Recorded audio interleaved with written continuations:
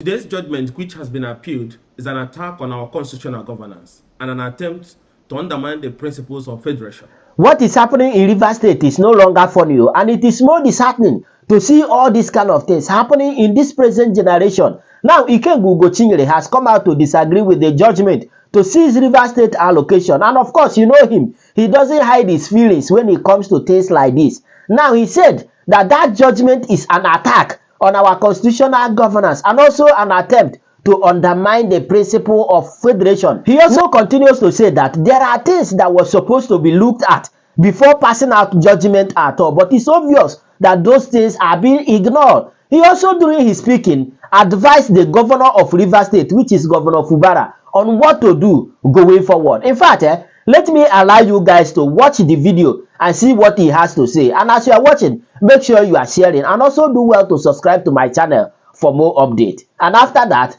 I'll be back. Let's go there. This judgment, which has been appealed, is an attack on our constitutional governance and an attempt to undermine the principles of federation. Now, how did a judge arrive at delivering judgment, knowing fully well that the subject matters upon which he wants to base his judgment on are all subjects of appeals pending at the appeal court and the Supreme Court on the issue of the legitimacy of those pro-Wike sacked lawmakers who decamped at a time there was no division in their party PDP into APC, and their seat automatically by virtue of the constitution became vacant. All of a sudden, the judge was fully aware that the matter is still in Supreme Appeal Court and still in Supreme Court, and his attention was drawn to them. But he rushed to deliver a judgment to seize the sovereign allocation of the people of Rivers State based on a matter that is still being challenged. And not only that, there was petitions and manifest evidence that was brought before her of bias. But she still continued. So what was she rushing? Why was she rushing? To hear the matter in one day, reserve judgment, and then the next morning she has delivered the judgment. To achieve what? Just to throw Rivers, or attempt to throw Rivers into a state of anarchy. So this judgment is unenforceable. It will not stand. It has already been appealed. And let me make this very clear to Wike and his group. There will be no way forward on this matter until all the subject matters pertaining to the legitimacy of those former lawmakers whose seat has become vacant by virtue of their decampment is resolved by the Supreme Court. And I want to urge the governor of Rivers State, continue to show the maturity you are showing.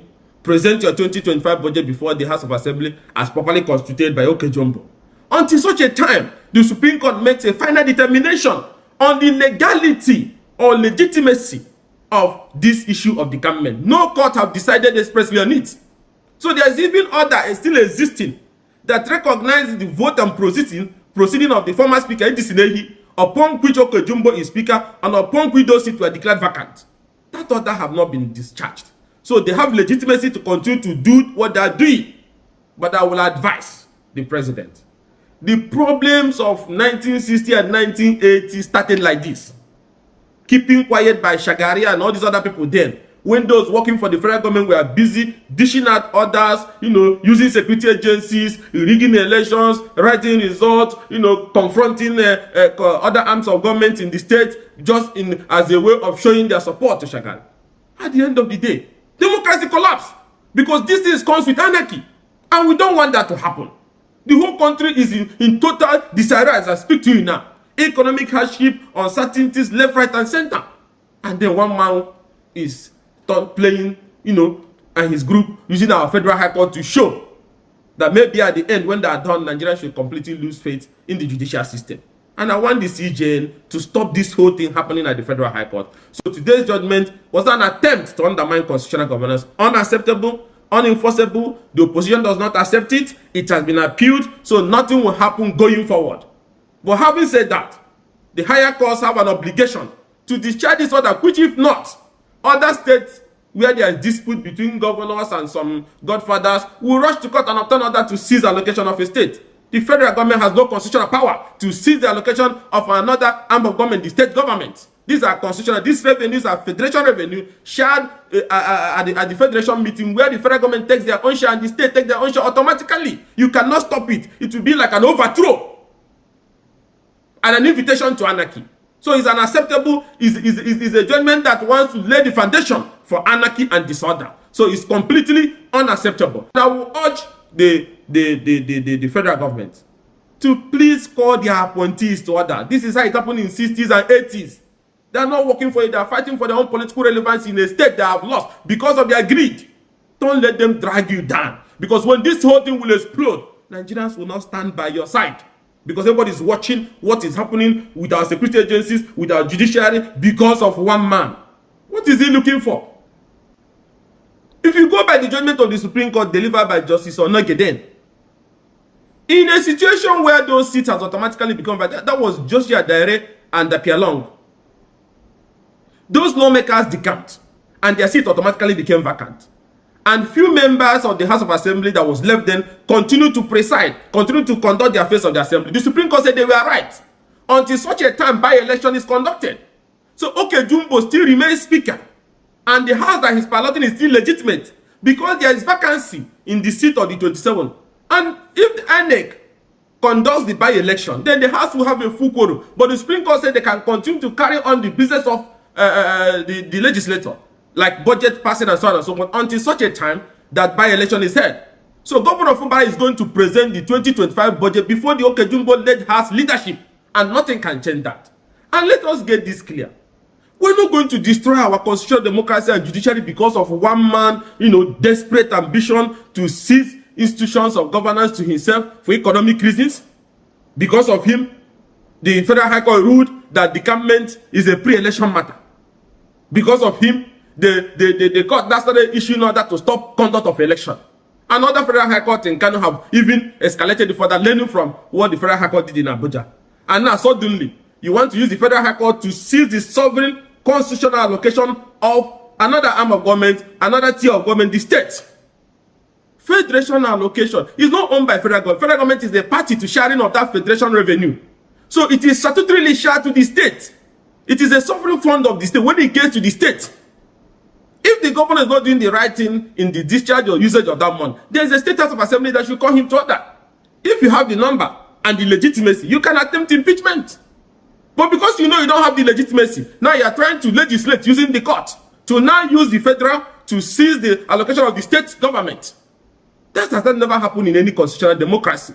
There's even no provision for that. That was one of the reasons when federal government under President Obasanjo seized the allocation of Lagos State government, the local government fund, the Supreme Court made it very clear. And that was how President Bola Ahmed Tinubu, then governor of Lagos State, was able to retrieve the money that was seized by the federal government. So why are we trying to change our constitutional governance, change our laws because, we can't get over the fact that he cannot manipulate or continue to manipulate governance in River State? He should live with that fact. But all eyes are on the Federal High Court. You see all these things you are doing. The Federal High Court. The whole country is watching you. On this reverse matter, the Federal High Court might rise or collapse. And the NJC should not keep quiet and be allowing them to be doing what they are doing. Over 30-something expert applications. Cases filed in next minute, expert in favor of Pro-Wike. Are we stupid? Are we fools? We're not fools. Judgment is not about dishing out of judgment. It is the perception. It is the belief that justice has been done. Where is the justice in almost over 20-something applications that have been granted? Even the ones that their judicial in state high court are brought to federal high court. Even when judges in federal high court are sitting, they will say, they are not going to give Wike group what they want. They will transfer the cases to other judges. But a petition have been written against judges who have shown manifest bias. And the CJ allowed them to continue. That is how Justice Abdulmalik Judge continued, rushed it. Even the right of reply by those before her court, she shut them out and just arrived and they delivered judgment, seized allocation. That is going to be practically impossible. Now the government has appealed this judgment, and we're very confident that higher courts would discharge this order, which is unknown to our constitutional governance, which is a recipe for anarchy. And I'm calling on Rivers people to rise. You can see now that this is not about Fubara. It's about one man's hatred for you people. He wants the state to be grounded. The last time their supporters, the Pro-Wike group, you are burning and bombing your local government headquarters, shooting at people, carrying bombs to rallies. So you can see this is madness. You get the point. Now, what is going on in Rivers State? Because I don't understand anymore from one judgment to the other, from what the other judgment to the other. And since all this while, all this judgment has never bring a lasting solution to what is going on. Instead, it was escalating issue. And I think it is the right time for the president of the country to throw in a everlasting solution to the whole problem. And don't forget that Rivers State is a very important state in this country, and all these things are happening there. Now, people decamp from one party to the other, and according to the rules, according to what Ugochinyere is saying, that before you decamp like that, there must be division in a party, which there was no division when they decamp from the party to the other, which made them to declare their seat vacant. And according to what Fubara was saying, that the president has given solution, agreement to this one, which made him to withdraw the case he filed in court. But after he withdrew, the other people continued. And all these things kept on escalating issue one way or the other, which I think that the president should no more keep deaf ears on what is going on. He should come out with a lasting solution and settle it, because it's no longer looking funny anymore. But anyway, I will allow you to share your thought with me on the comment section. And of course, you know the vibe now. Click on that subscribe button, follow, and share for more updates. Because like this, hey,